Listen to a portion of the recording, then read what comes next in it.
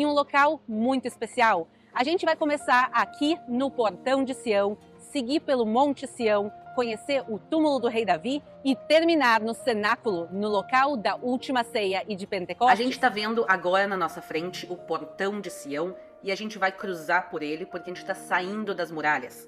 O Monte Sião é um local importantíssimo, historicamente falando, mas ele fica do lado de fora das muralhas de Jerusalém. E o nome do portão é um pouco óbvio, se chama Portão de Sião porque ele nos leva direto ao Monte Sião. E a gente já está nele agora, quer dizer, aqui já é o começo do Monte Sião, mas vamos dar a volta e ver o portão pelo lado de fora. Vocês conseguem reparar alguma coisa um pouco diferente nele? Vocês conseguem ver como ele está todo esburacado de cima a baixo? Isso são marcas de bala. Aqui aconteceram algumas das batalhas mais duras entre a Jordânia e Israel na Guerra de Independência no ano de 1948 e por isso as marcas da guerra, infelizmente, seguem aqui até os dias de hoje. Mas não é sobre isso que a gente veio falar, e sim a gente veio para caminhar e conhecer as maravilhas do Monte Sião e também vamos aproveitar para aprender um pouquinho de hebraico nessa caminhada. Monte Sião em hebraico se diz Ar Zion. Ar quer dizer monte, então a gente conhece, por exemplo, Ar Megiddo, que é o monte de Megido, também conhecido como Armagedon. Outro exemplo é Ar Abait, o monte da casa, que é outro nome para o monte do templo, mas aqui a gente está no Ar Zion, o Monte Sião, e justamente a letra que começa a palavra Zion é a letra Tzadik, que a gente escreveria em português talvez como TZ, que é uma letra que não existe em português, então a gente pronuncia Ar Zion. E tem muitas passagens bíblicas, mais especificamente 164 passagens bíblicas que falam de Sião e do Monte Sião, e eu quero ler uma para vocês. Vamos ler primeiro em hebraico e depois em português. Eitivá birtzoncha et Zion, tivne chomot Yerushalayim. Abençoa a Sião, segundo a tua boa vontade, edifica os muros de Jerusalém. Esse é um versículo do livro de Teilim, do livro de Salmos. É Salmos 51:18. Eu acho lindo esse versículo, que se refere a Sião e também se refere às muralhas de Jerusalém serem reconstruídas, e justamente a gente acabou de cruzar por elas. Essas muralhas são posteriores, elas têm 500 anos, mas elas foram reconstruídas. E agora vocês podem já ver aqui na placa para onde a gente está indo. A gente está indo para o local que é tradicionalmente conhecido como o túmulo do rei Davi, justamente quem escreveu o livro de Salmos. E é legal que aqui em Jerusalém toda a história sempre se conecta.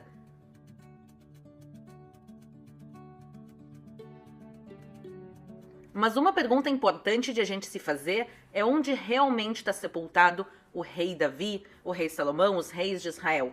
Tem alguns que a gente sabe com certeza onde eles foram sepultados, por exemplo, o rei Uziá. Tem alguns que a gente não tem a menor ideia, como o rei Salomão, mas aqui a gente está entrando no sepulcro do rei Davi.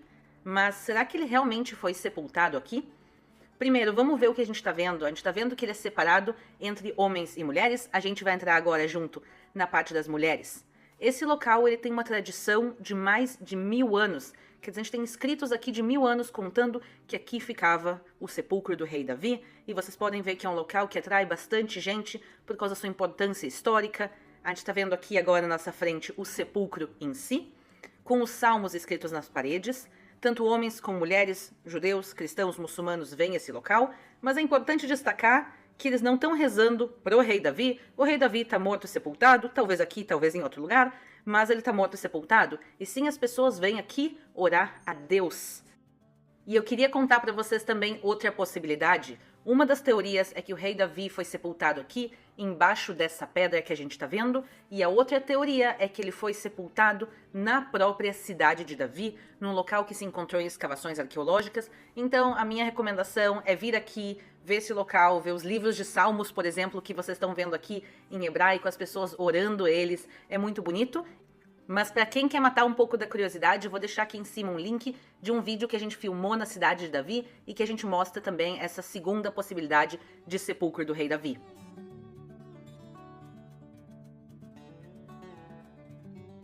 E aqui atrás de mim vocês conseguem ver o candelabro, mas ele não é a menorá que vocês estão acostumados, porque se a gente contar, a gente pode ver que tem 9 braços em vez de 7. Esse candelabro de 9 braços é o que a gente chama de Hanukkah, e ele é usado para celebrar a festa de Hanukkah, a festa que celebra o livro de Macabeus, que se comemora esse ano no final de novembro. E agora, para a gente conhecer também o lado dos homens, o Moti, que é o nosso cameraman, ele vai entrar lá para nos mostrar. Vamos lá?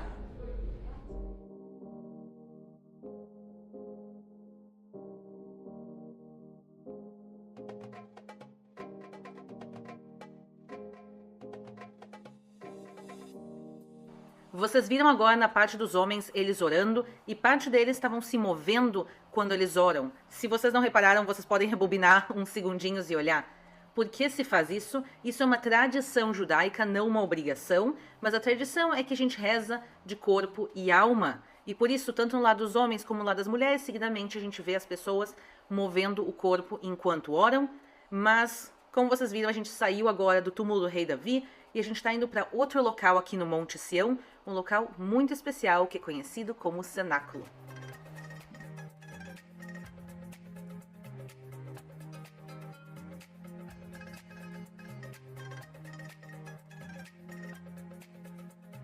Esse local, que à primeira vista não chama atenção, ele viu algumas das passagens bíblicas mais importantes do Novo Testamento.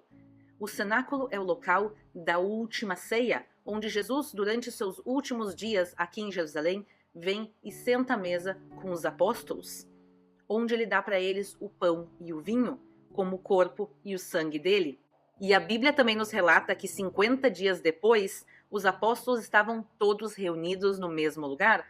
Quer dizer, a gente acredita que eles voltam para o mesmo local da última ceia e quando eles estão reunidos, acontece Pentecostes, a baixada do Espírito Santo. Então a gente acredita que essa sala é o local da última ceia e de Pentecostes. Agora, historicamente falando, esse edifício já foi destruído e reconstruído algumas vezes desde então. Então, esses arcos e essas colunas que a gente está vendo são posteriores. Eles são do período cruzado, quer dizer, tem por volta de 900 anos. Tem algumas partes da base da infraestrutura do edifício que ainda são originais, mas boa parte do que a gente está vendo aqui tem 900 anos.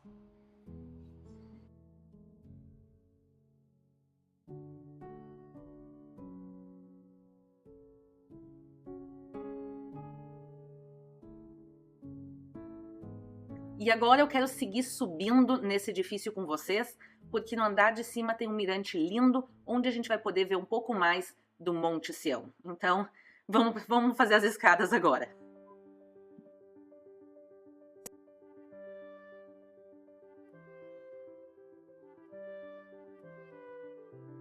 Aqui na nossa frente a gente está vendo o Ar Azeitim, o Monte das Oliveiras. E a gente tem realmente uma vista linda aqui. A gente consegue também ver muito bem os edifícios do próprio Monte Sião. Aqui a igreja de Dormição, uma igreja também bem tradicional alemã aqui de Jerusalém. E aqui também a gente vê o minarete de uma mesquita, quer dizer, a gente vê a mistura cultural e histórica que tem aqui em Jerusalém. Espero que tenham gostado de caminhar aqui pelas ruas de Jerusalém e conhecer um pouquinho mais do Monte Sião. Não esqueçam de se inscrever aqui nos nossos dois. Tenham gostado?